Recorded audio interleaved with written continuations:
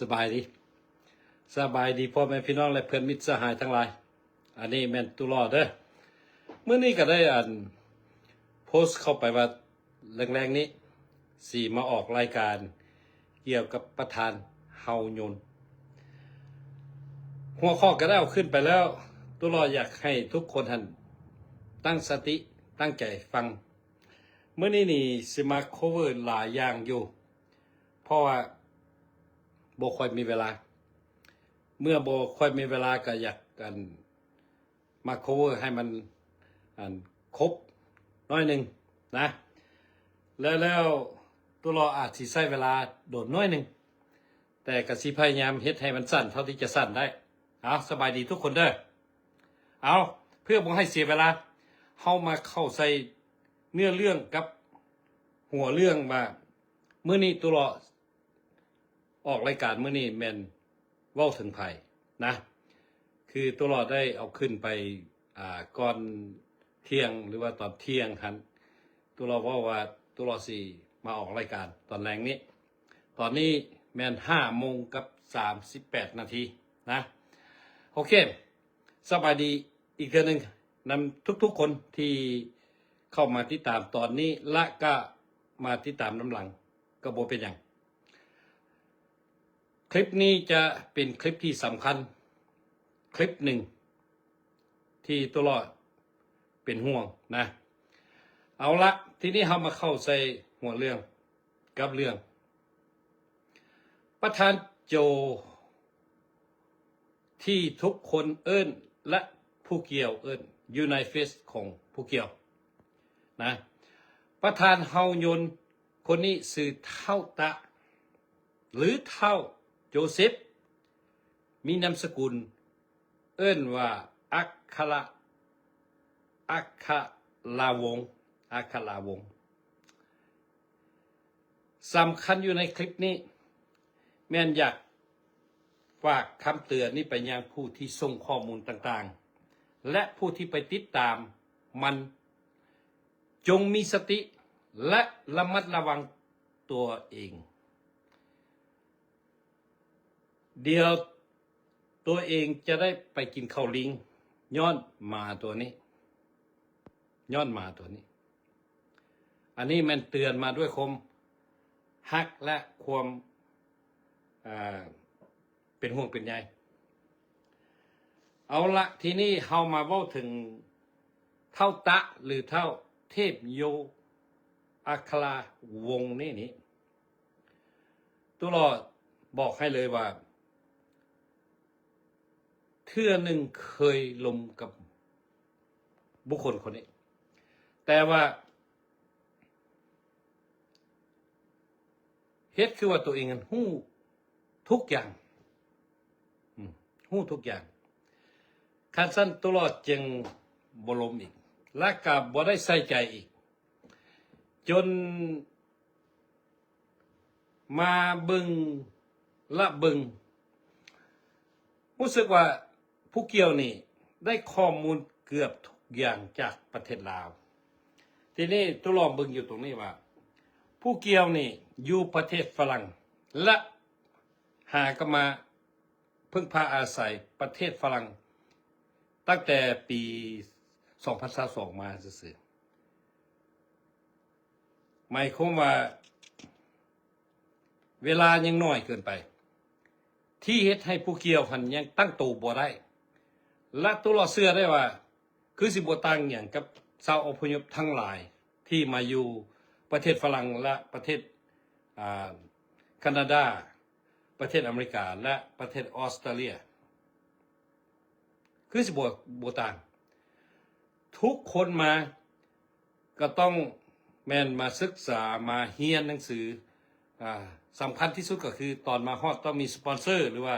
ต้องได้รับการช่วยเหลือจากรัฐบาลสิกินเงินหลวงสิกินเงินเวลแฟร์เงิน assistant อเมริกาเอิ้นถ้าฉะนั้นนี่การที่ผู้เกี่ยวได้มานับว่าโชคดีแต่ผู้เกี่ยวอาจสิบ่ฮู้ใช้ชีวิตคือสิเบื่อชีวิตคันซั่นครั้งที่ผ่านมาเฮ เราจึงได้เห็นภาพที่ผู้เกี่ยวถึกคนทำร้ายผู้เกี่ยวแล้วเป็นอย่างตุลอดจึงมาว่าคลิปนี้เพื่อเตือนผู้ที่ส่งข้อมูลกับผู้ที่ปฏิตามตุลอดเข้าใจ เพราะว่าตุลอดอยู่ในการเฮ็ดที่ผ่านมาก็คือตั้งทีวีแล้วก็ได้เข้าเป็นสมาชิกของนักข่าวต่างๆโอเคที่ผ่านมาก็บ่ได้เฮ็ดอย่างหลายดอกและตัวเองหันจึงบ่ได้ออกรายการหลายแต่ว่าถ้าทุกคนอยากรู้ว่าตุลอดเป็นผู้ใดคนไปแล้วทุกคนสิรู้ว่าตุลอดเป็นผู้ใดแล้วตุลอดเองมาอยู่ประเทศอเมริกานี่ตุลอดก็เป็นนักคิดประดิษฐ์สร้างที่มีหนังสือถูกต้องตามกฎหมายอยู่อเมริกาโอเคเอาละทีนี้เฮามาเว้าถึงเรื่องว่าอยากเตือนคนทั้งหลายที่ส่งข้อมูลตัวต่อเป็นคนอยู่ในประเทศลาวตัวรอหู้อยู่ละเพราะว่าหากก็ได้2-3 มื้อที่ผ่านมามีคนหนึ่งกระตุ้นเข้ามาตัวรอจึงหู้ได้ว่าโอ้แม่นคนนี้ล่ะนะตอนนี้ยังบ่ทันเว้าเกี่ยวกับผู้เกี่ยวก่อนแต่ตัวรอขอเตือนมาผู้ที่อยู่ประเทศลาวให้ทุกคนคิดแบบนี้ว่าเท่าตะหรือว่าเท่าโจเซฟรวมใส่อีกหลายๆคนสักตัวอย่างเท่าโยกนางบี้และวันติงทูโนอยู่เมืองไทยเป็นอย่างพวกนี้จึงมีหลักฐานหรือว่ามีข้อมูลเข้ามาหลายปานนี้ย้อนมีคนป้อนข้อมูลแล้วคนป้อนข้อมูลคนนี้แม่นเสียหายผลประโยชน์เข้าใจป่ะเสียหายผลประโยชน์คันซั่นจึงพยายามใส่พวกหน้าโง่พวกนี้แล้วเราตัวเราอยากเตือนบอกว่าให้ทุกคนจงมีสติระวังตัวแท้ๆเพราะว่าทั้งรัฐบาลบ่ว่าจะเป็นประเทศลาวและต่างประเทศเขาสามารถจับได้ว่าแม่นไผเป็นคนส่งข้อมูลออกมาเขากวดต้นทางและปลายทางเขาก็ฮู้คันซั่นตัวเราจึงเตือนมาให้พวกที่ส่งข้อมูลถ้าตุลอเตือนแล้วนะแม่นยุดละบ่มีปัญหาแต่ว่าคันว่ายังดื้อและยังส่งตื่มอีกบอกให้เลยว่าตอนนี้ทางการกำลังเฮ็ดเวียกอยู่นะแล้วผู้ที่ไปติดตามบัดนี้ไปฟอลโล่นะตุลอดเบิ่งอยู่ในหันแม่น600,000 ป่ายโอ้โหน้องนุ่มลูกหลานพ่อแม่ประชาชนมีสตินะมีสติบุคคลคนนี้บ่แม่นนักต่อสู้และบุคคลคนนี้ตัวรอเว้าได้เต็มปากเลยว่าบ่สามารถนำพาการปฏิวัติหรือว่าการเปลี่ยนแปลงอยู่ในประเทศลาวหลายๆคนคิดว่าเท่าตะหรือว่าเท่าโจเซฟนี่สิสามารถเปลี่ยนแปลงประเทศสปป.ลาวได้ตัวรอบบอกให้เลยเป็นไปบ่ได้เพราะว่าจากที่ตัวรอดเกิดมาใหญ่มาห้ำเฮียนมาและได้สัมผัสหลายเรื่องในชีวิตจากฟากฟ้าเบื้องนั้นจนถึงฟากฟ้าเบื้องนี้ ตุลอมาอยู่ประเทศสหรัฐอเมริกาตั้งแต่ปี1987มาลูกของตุลอใหญ่เกือบเท่ากับเท่าตาเนี่ยเท่าตาเดี๋ยวนี้มีอายุประมาณ39-40 ปีแต่ลูกของตุลอ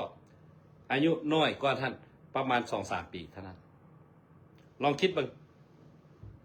ขันการที่ตุลอเตือนให้ทุกคนนี่นะจงหยุดซะถ้าว่าเฮ็ดเพราะว่าถ้าตัวเองยังอยู่ประเทศลาวพวกเจ้าเห็นบอกว่าพวกสสทั้งหลายบ่แม่นเขาบอกว่าอยู่ในสภาบ่เต็มที่พวกเจ้าเชื่อค่อยว่าทั้งผู้หลักผู้ใหญ่อยู่ในสภาเพิ่นก็กล่าวหาบุคคลที่บ่ได้ตำหนิหรือบ่ได้เฮ็ดเวียกโอเคคันซั่นการเปลี่ยนแปลงต่างๆมันบ่แม่นสิเว้า 2-3 คำ 4-5 คำละ4เฮ็ดได้ค่อยสิยกตัวอย่างให้พวกเจ้าผู้ที่ติดตามเท่าตะหรือว่าเท่าโจเซฟนี่นะค่อยยกตัวอย่างให้พวกเจ้าฟังคนหนึ่งก็คือด็อกเตอร์บุญธรพวกเจ้าลองคิดบ้างว่าจากนางด็อกเตอร์บุญธรนี่เฮ็ดการประท้วงการปฏิวัติการเปลี่ยนแปลงอยู่ในประเทศลาวนี่มาได้จักปีบัดนี้ผู้ที่เฮ็ดก่อนนางคือพวกวันลังคำสุขคือทหารกล้าคือนายกผุยศรีสวัสดีบักคอนดร.ริชาร์ดไซสมรพวกนี้เขาเริ่มเฮ็ดตั้งแต่สมัยตอนในพลกองแลในพลวังเปล่าในพลศรีสุขนะจำปาสักในพลทองฤทธิ์ยกเวงบุญพวกนี้ยังบ่ทันตายกู้ประสิทธิ์อภัยพวกนี้ยังบ่ทันตายเขาเฮ็ดมาได้50 ปีเต็มๆละได้อย่างไรการเฮ็ดการปฏิวัติเจ้าต้องเข้าใจการที่จะเปลี่ยนแปลงระบอบเจ้าต้องเข้าใจก็ย้อนบ่เข้าใจการเมืองจึงเป็นเช่นนี้แล้วลองคิดเบิ่งว่าถ้าเท่าตะหรือว่าเท่าเทพโยนี่นะเฮ็ดค่อยให้อีก10 ปีหรือว่า20 ปีต่อหน้านี้บุคคลคนนี้เฮ็ดอย่างบ่ได้เพราะว่าจากรุ่น1 2 3มาเดี๋ยวนี้นี่นะมาฮอดรุ่นเขาค่อยเว้าถึงรุ่น1นี่แม่นรุ่นพวกดร.ริชาร์ดไซสมรจนมาฮอดรุ่นของนางดร.บุญธรและจนมาฮอดรุ่นลูกรุ่นหลานรุ่นเหลนนี่แล้วเป็นอย่างค่อยจึงว่าแบบนี้เพราะค่อยไปเบิ่งประวัติศาสตร์และความเป็นมาของ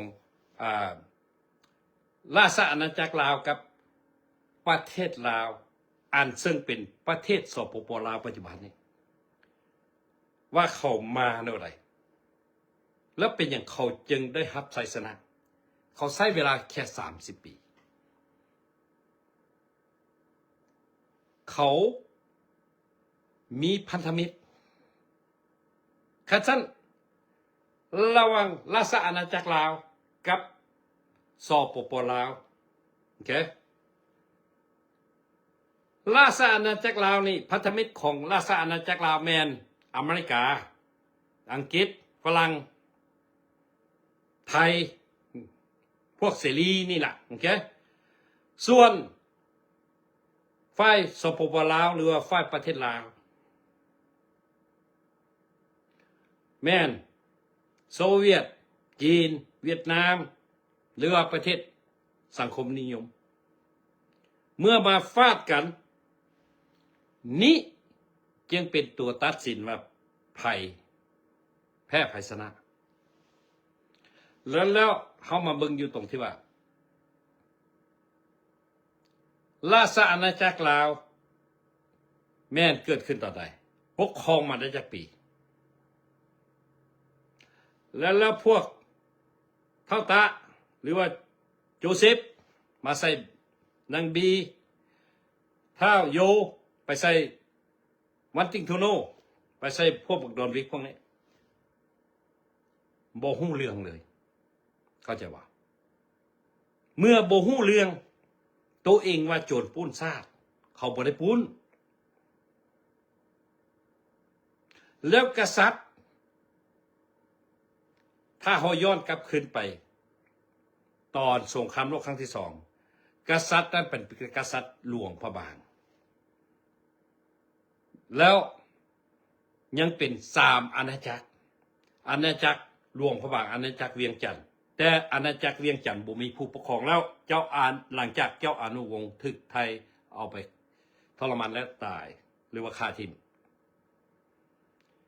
แต่อาณาจักรหลวงพระบางยังมีแล้วจึงเกิดมี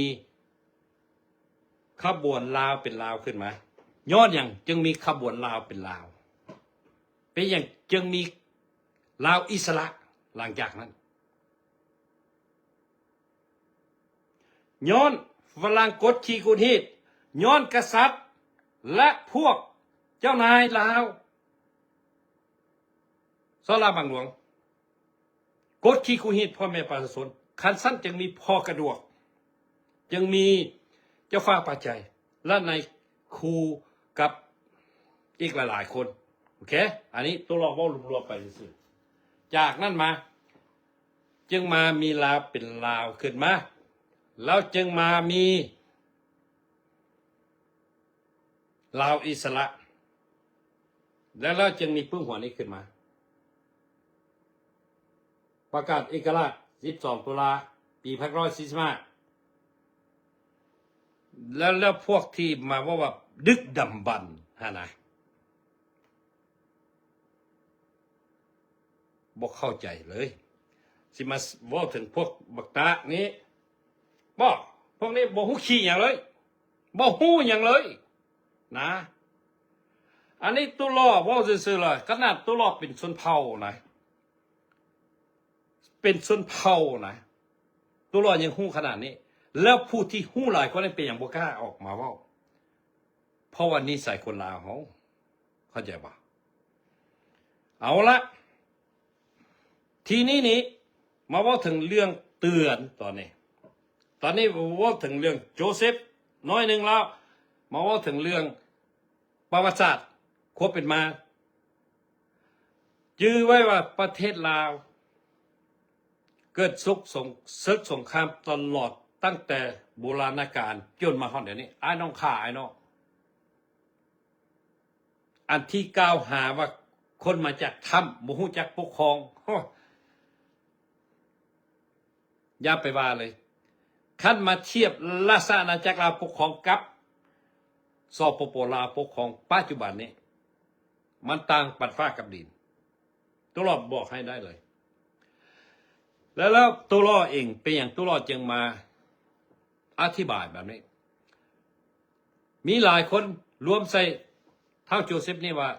ขั้นตัวรอมาขนาดนี้เป็นอย่างตัวรอบวกกับไปอยู่พุ่นเป็นคำถามที่ดี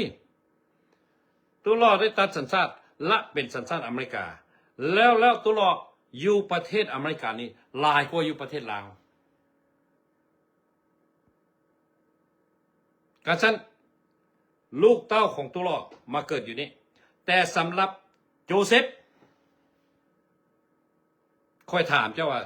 เจ้าเกิดอยู่ในระบอบตัวนี้และจะทรยศหักหลังระบอบและประเทศตัวนี้เจ้าบ่แม่นระบอบของค่อยแล้วเป็นอย่างค่อยจึงสามารถกล้าเว้าได้แบบนี้ความจริงขนาดเจ้าเป็นคนหักหลังประเทศชาติ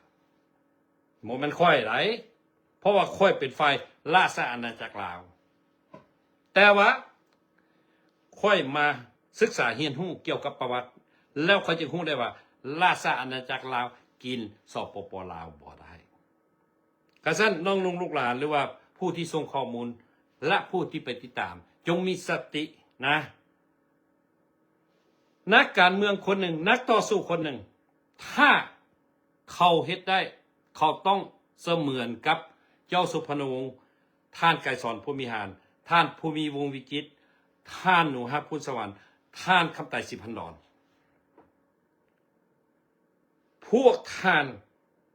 ปุ้มรุมใจกันช่วยกันจนได้รับชัยชนะ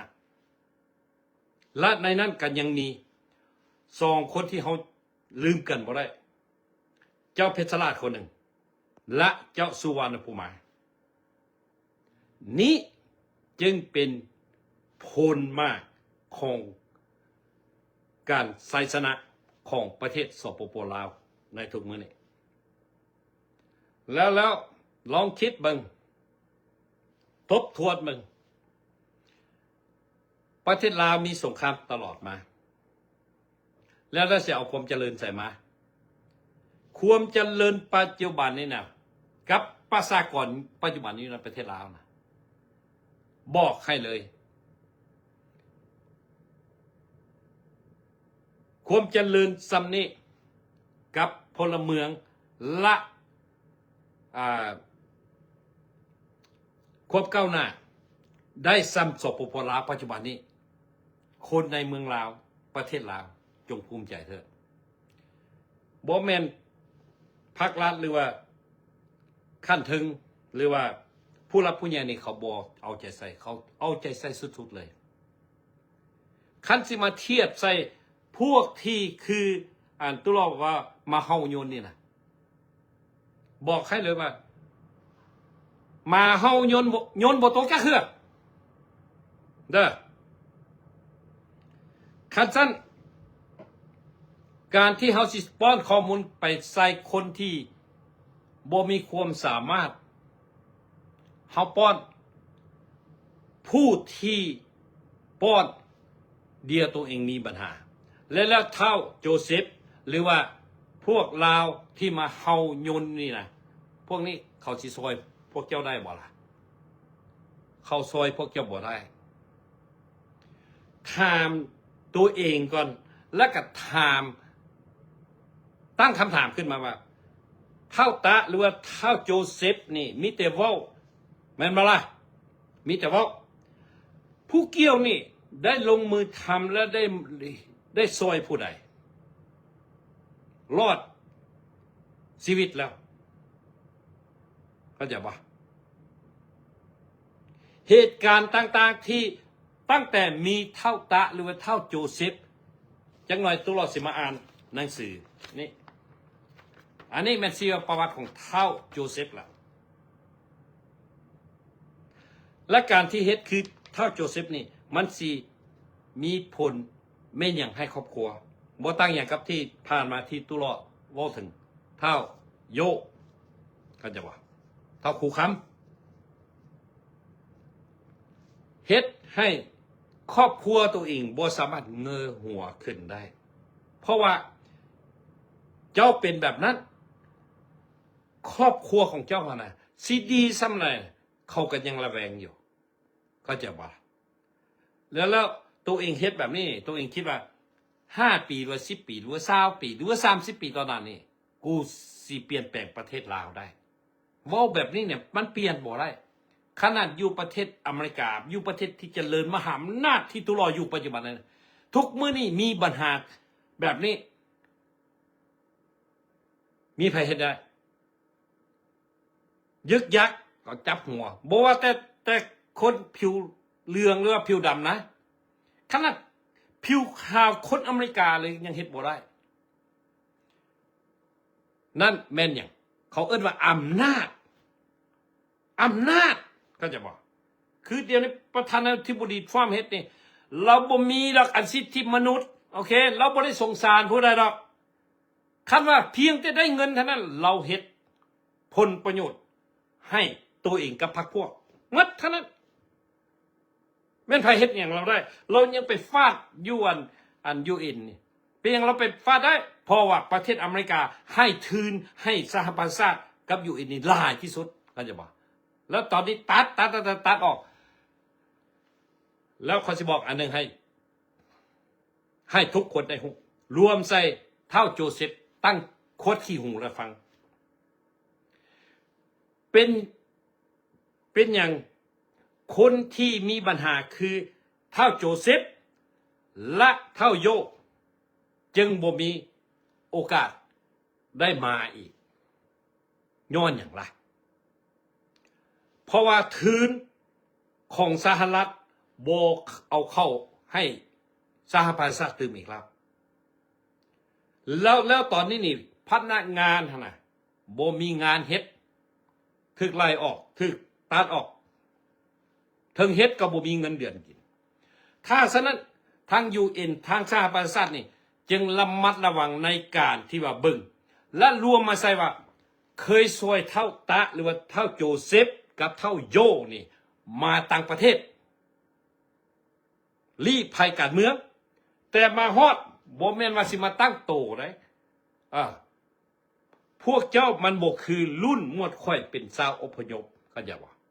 พวกเจ้าแม่นไป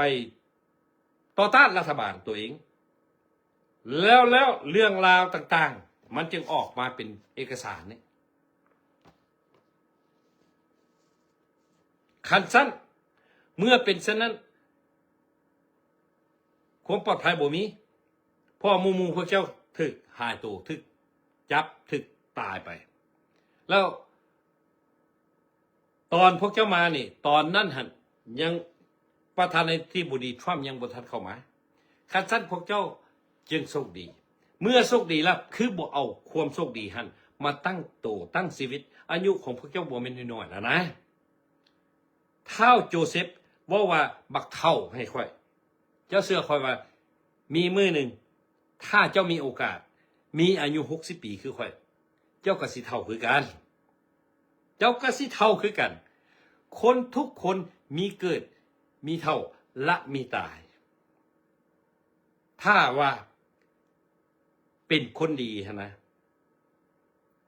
สร้างสิ่งดีๆป้าให้คนที่อยู่และที่อยู่เบื้องหลังตัวนี้ควรเฮ็ดกันนะเอาที่นี่เพื่อให้สั้นลงนะตัวรออยากเตือนอีกเทื่อหนึ่งว่าผู้ที่ส่งข้อมูลให้เท่าโจเซฟหรือว่าคน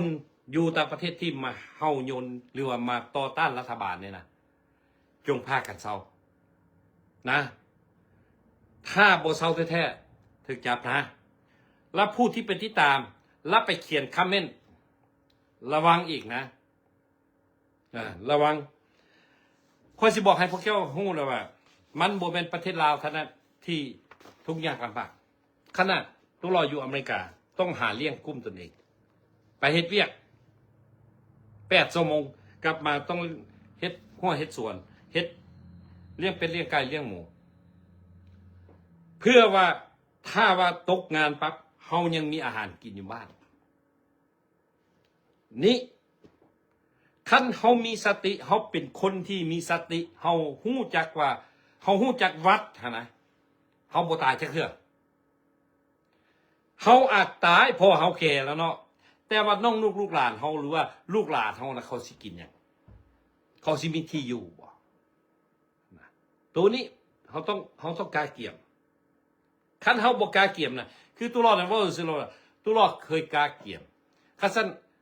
ครอบครัวของตัวรอดจึงมาอยู่อเมริกาหมดทุกคน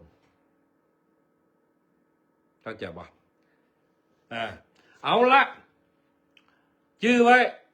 ผู้ที่ส่งข้อมูลกับผู้ที่ไปติดตามคันบ่เซาแท้ๆพวกเจ้ามีปัญหาแน่นอนแต่ตัวรอดก็บ่ห้ามหรอกเพราะแล้วแต่ใจแต่ว่าคิดดีๆเบิ่งว่าเท่าโจเซฟจะสามารถเปลี่ยนแปลงประเทศลาวได้บ่เพราะว่าตัวเองนะมาฮอดอเมริกาว่าซื่อๆตัวเราไปเบิ่งอันวิธีสูบยาของมันโอ้โหปันมาเฟียใส่เสื้อผ้านี่ว่าซื่อๆนะ ใส่เสื้อผ้ากับการวิธีการของผู้เกี่ยวนี่นะโอ้แอคติ้งเป็นคนมีเงินไหนนะมั้งบอกคนนี้บอกซื่อๆเลยว่ามีพอใส่อาจสิบ่มีซ้ำอยู่ในถุงก็จะสิไปซอยผ่าได้อันนี้ให้ทุกคนคิดดีๆแล้วเราที่ผ่านมาการประท้วงหรือว่าการเฮ็ดตลอดนี่มิจะตายกับตายมิจะถึกจับกับถึกจับก็เท่านั้นเรื่องของมันท่านโอเคnowตัวเราขออนุญาตใส่แว่นตาและสิได้มาอ่านชีวประวัติของเท้านี่ให้พวกเจ้าฟังข้อเชื่อได้ว่าผู้เกี่ยวยังบ่เคยว่าจะเคลื่อนมันบอกแต่นั่นข้อมูลทั้งหมดนี่บอกให้เลยว่าเป็นหนังสือของทางการนะตัวรอดนี่บอกซื่อเลยว่าบ่เคยมีแบบนี้พวกเจ้าผู้ที่ยังบ่เคยฮู้ชีวประวัติและการเคลื่อนไหวของเท่าตะหรือว่าเท่าเทพโยนี่เมื่อนี้เราสิมาฟังกันนะเอา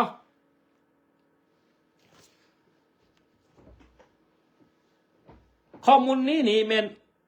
วันที่25เดือน4 2023หมายความว่าคัดผู้เกี่ยวยังบ่ทันมาประเทศฝรั่งเศสก็หมายความว่าเรียบร้อย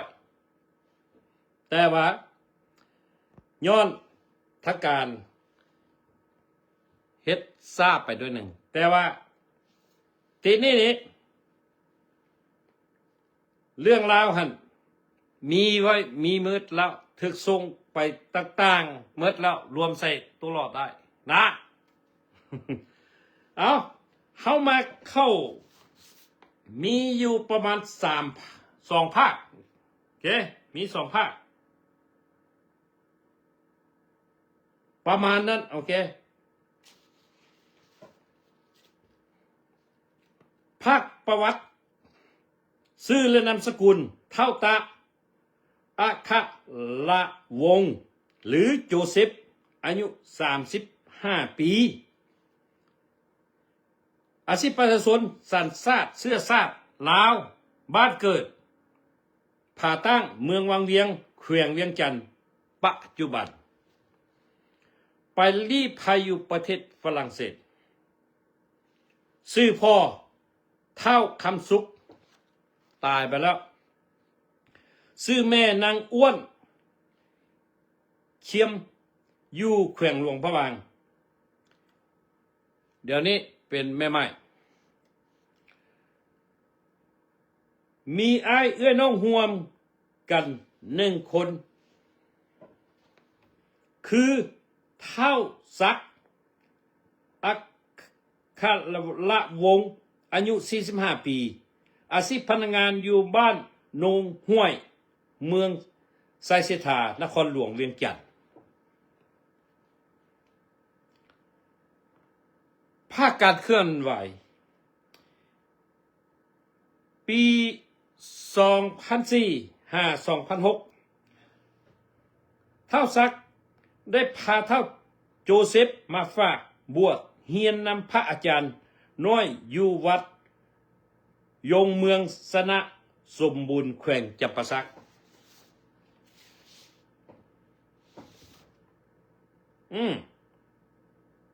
ขอโทษเด้อถ้าเพิ่นเดียวเด้อ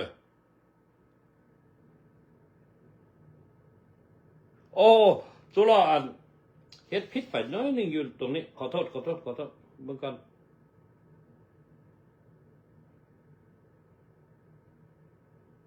โอ้โอเค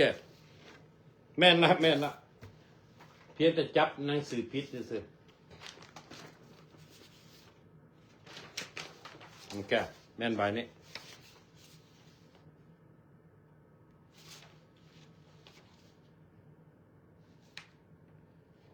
โอ้โหตัวนี้มันอยากตัดอยู่น้อยหนึ่งปี2007ปี2007ตัดอยู่นี่น้อยหนึ่งแล้วนะ โจเซฟมาเฮียนอยู่โรงเรียนไม่อย่างโหดตัดแล้วเด้อหลวงพระบางนครหลวงโอ้โหขอโทษแท้ๆเลยขอโทษแท้ๆเบิ่งว่าตุลาสีกดตัวนี้แล้วไปเบิ่งตัวนั้นได้บ่เด้อถ้าเบิ่งนึงเด้อมาโอเคพวกเจ้ายังเห็นค่อยสิไปเอาเพจตัวที่2อยู่ในโทรศัพท์ออกมาพักอยู่วัดหายโศกวัดพระอาจารย์นงธนันบ้านภูม่วงนครปากเซแขวงจำปาสักอยู่ได้1 ปีก็ถึกพระอาจารย์นนทนานไล่ออกจากวัดย้อนผู้เกี่ยวมีพฤติกรรมมักใส่ให้ป้ายสีโบถึกกับครูบาอาจารย์และสามเณรอยู่ในวัดดังกล่าวปี 2008 หา 2009 ผู้เกี่ยวได้ย้ายไปอยู่วัดบ้านหัวเซวัดพระอาจารย์แขกเมืองบาเจียงเจริญสุขแขวงจำปาสักอยู่ได้ประมาณ1 ปีก็ถึกเจ้าอธิการวัดไล่หนีย้อนสาเหตุผู้เกี่ยวเป็นคนเอาแต่ใจตนเองบ่ถึกกับครูบาอาจารย์ภายในวัดปี 2010 หา 2014 ได้ย้ายมาอยู่วัดโศกไซวัดอาจารย์โสภาบ้านสวนสวรรค์นครปากเซแขวงจำปาสักแล้วเรียนอยู่วิทยาลัยสงฆ์วัดหลวงนครปากเซแขวงจำปาสักจบในปี 2014 แล้วก็ได้ซิกในระยะนี้ผู้เกี่ยวเริ่มเคลื่อนไหวใส่ให้ป้ายสีพักรัฐบาลลาวผ่านสื่อออนไลน์ Facebook ปี 2016 เท่าโจเซฟร่วมกับพระแก้วอุดรอยู่ประเทศไทยบ้านเกิดบ้านห้วยซ้อยเมืองปากซองแขวงจำปาสักได้ขนขวยนำพาประชาชนอยู่เขตบ้านเซน้ำน้อยเมืองปากซองแขวงจำปาสักเพื่อคัดค้านการก่อสร้างเครื่องเซเปียนเซน้ำน้อยแล้วถึกทางเจ้าหน้าที่ไล่ซอกไล่จับแล้วโตนไปประเทศไทยปี 2018 หา 2024 ระยะ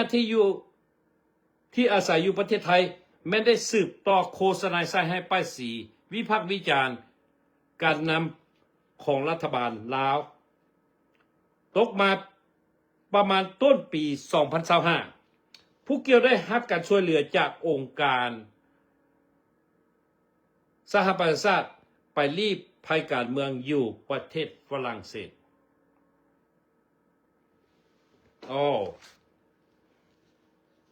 บุคคลนี้นี่ถ้าไปเมืองลาวนี่ไปอยู่คุกแหละ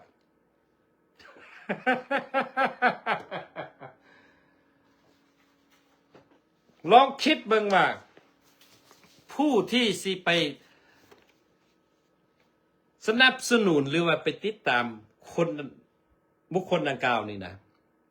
ผู้นี้เปลี่ยนแปลงประเทศลาวบ่ได้เพราะว่าเอาใจตัวเองและเป็นคนที่บ่ดีขนาดพระอาจารย์วัด 2 วัดนะไล่มันออกโอ้โหแล้วเขามาเบิ่งเหตุการณ์ที่ผ่านมาว่าผู้เกี่ยวถึกฆาตกรรมแต่บ่ตาย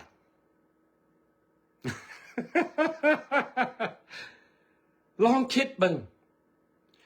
เอาละทุกเราก็ยาวไปละทีนี้สิมาว่าสรุปให้ฟังว่าพวกนักการเมืองทั้งหลายที่ใช้ซื่อปลอมหรือว่าใช้วิธีการออกต่างประเทศเขาพยายามคอปปี้ท่านโฮจิมินห์อันนั้นมันคนละรุ่นคนละสมัยนะ คือเมื่อกี้ตุลอยกตัวอย่างหั่นล่ะรุ่น1 2 3เป็นไปบ่ได้พวกเจ้าเสือคนเลยคันมีจิตมีใจหั่นนะเคี่ยวตั้งใจพวกเจ้าเสือบอกว่าเป็นอย่างตุลอจึงว่าสิมันมีอันหนึ่งที่บอกตุลอว่าตุลอในประเทศลาวนี่นะและต่างประเทศนี่นะคัดสิเปรียบเทียบมันต่างกันแต่ที่โบต่างก็คือแบบนี้พวกเขาสามารถสื่อสารกันได้เพราะว่าทุกมื้อนี้สื่อสารออนไลน์นี่มันก้าวหน้าโอเคคันสั้นหันตัวเราอยากเตือนและเตือนอีกว่าผู้ที่ส่งข้อมูลให้หยุดซะต่อไปหันถ้ายังบ่หยุดอีกตัวเราสิมาแชร์บุคคลที่ว่าตัวเราสงสัยอยู่ตัวเราเชื่อได้ว่าผู้นี้เป็นผู้จ้างพวกนี้ เพราะว่าจากข้อมูลที่ว่าตัวเราฮู้ จากข้อมูลที่ตัวเราเก็บกลับมาถ้าผู้เกี่ยวโบเว้าถึงเท่าโจเซฟกับนางมวยและกับนางบีซี่เว้าซื่อๆตัวเราสิบ่สงสัยแต่ตอนนี้กำลังรวบรวมข้อมูลการที่เฮาเซตอันใดหนึ่งต้องมีหลักฐานถ้าบ่มีหลักฐานแล้วพวกคือเท่าโจเซฟกับพวกกันเทพโยกับนางบีซี่นี่กับวันติงทูโน4 คนที่นุ่มน้อยนี่บอกให้ซื่อๆเลยพวกเจ้ากำลังฆ่าตัวเองนะพวกเจ้าเสื้อเขาเลยนะพวกเจ้ากำลังฆ่าตัวเองรวมใส่ฆ่าครอบครัวตัวพวกเจ้าเองเลยคันซันตัวล่อซึ่งเป็นพลชนเผ่ามงคนหนึ่งอายุ60 ปีปัจจุบันนี้แล้วเป็นอย่างตัวล่อจึงมีข้อมูลของพวกเจ้าขนาดนี้ทางการบ่ได้ลดละในการสืบหาและซอกหาเรื่องพวกเจ้าแล้วการกระทำของพวกเจ้านี่ทางการได้ไปซอกมาอันนี้ตัวล่อเชื่อได้ว่าทางการคือสิบ่ได้ใส่ให้ภาษีพวกเจ้าไอ้น้องพวกเจ้ามีจักกันจักคนพวกเจ้าเฮ็ดอย่างกันและเฮ็ดมาโดยตลอดนะขนาดคือตัวล่อบอกล่ะถ้าพวกเจ้าแม่นปัจจุบันนี้เสื้อตัวล่อเลยว่าพวกเจ้าหั่นน่ะเป็นอาหารป่าไปแล้วจื้อวะทุกคนจื้อวะซอยตัวล่อเด้อว่าคนที่ซื้อไ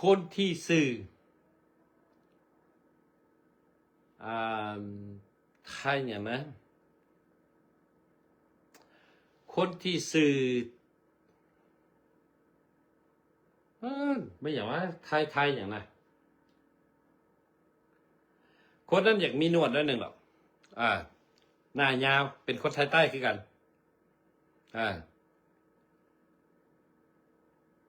ซื้ออย่างแท้ว่า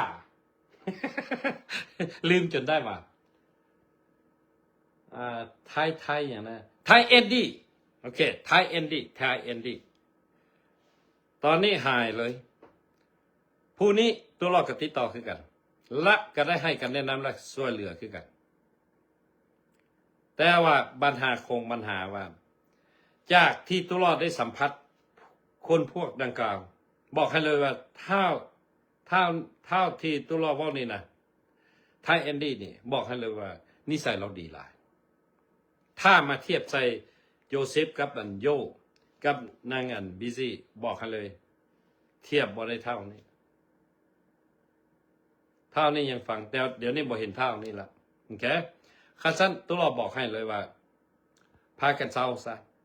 ตัวรอเสือได้ว่าจากคลิปตัวนี้พวกเจ้าที่ไปเอาการที่ไปฟอลโล่เท่าโจเซฟเอาตัวพวกเจ้าออกก่อนอันนี้เป็นคำเตือนเลยนะคันพวกเจ้าบอกออกค่อยบอกให้พวกเจ้าว่าตอนนี้เจ้าหน้าที่กำลังติดตามเลย ว่าแม่นไผแล้วที่ไป follow คนนี้แม่นไผที่ส่งข้อมูลให้คนนี้ถ้าวายุตอนนี้ยังทันนะ แต่ถ้าบยุทธบอกให้เลยว่าเพราะว่าพวกเขาทุกคนนี่นะคือข้อมูลที่ตุลาอ่านมานี่นะคัดว่าแม่นคนอยู่ในประเทศลาวตุลาสิได้ข้อมูลขนาดนี้วะฮะเพราะว่าเขาฮู้ว่าตุลาเนี่ยเป็นคนแนวใดแล้วเข้าใจป่ะ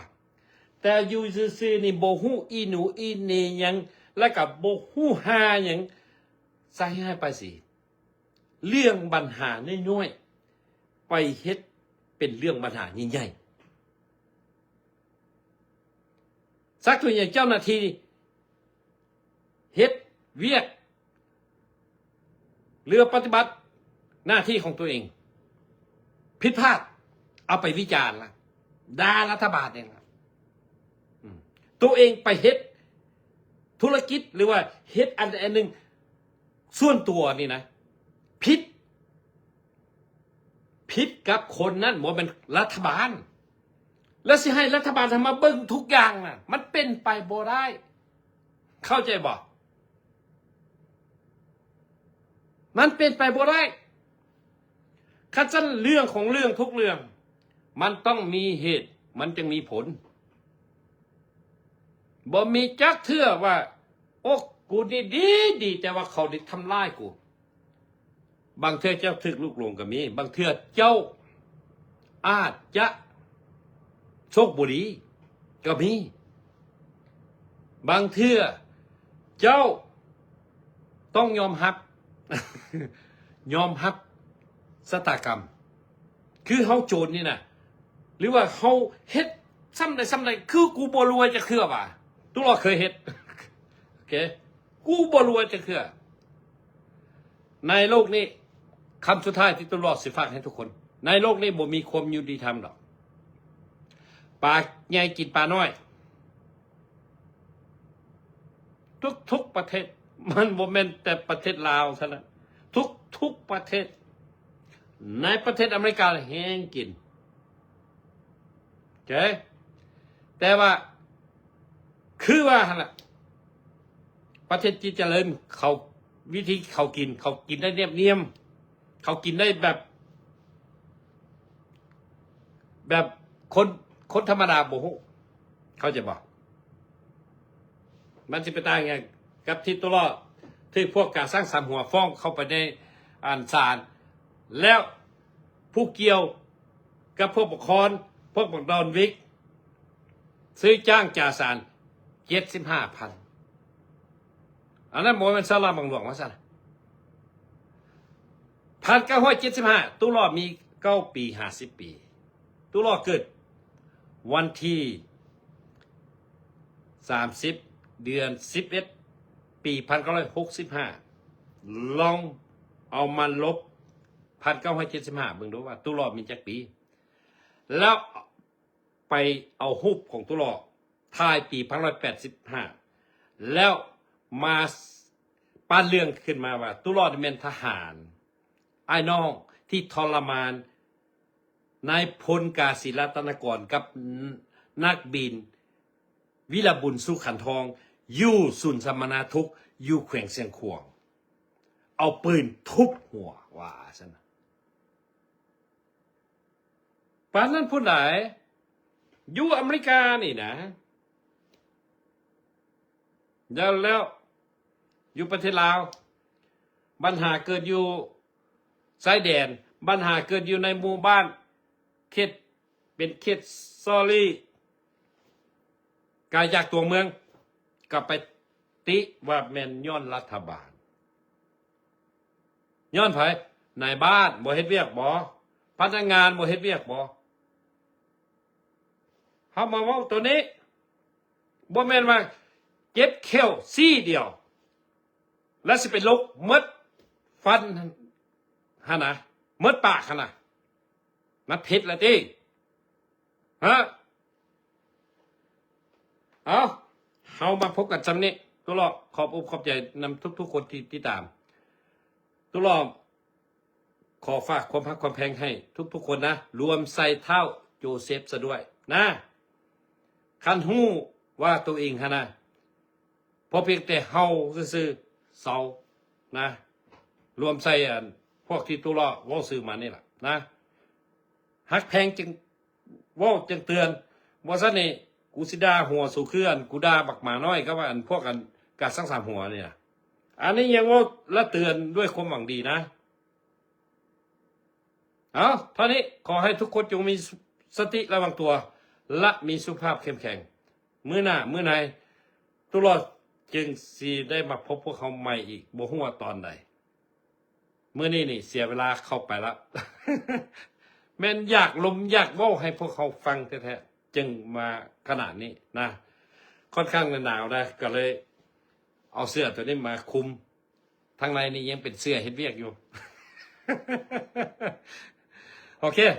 ยังสิได้ไปเฮ็ดเวียกต่อกาว่าพูละอีกจักประมาณ3 ชั่วโมงต่อหน้าจึงสิได้กลับคืนเข้าบ้านในบ้านอีกเท่านึงขอให้ทุกคนจงมีสุขภาพเข้มแข็งสบายดี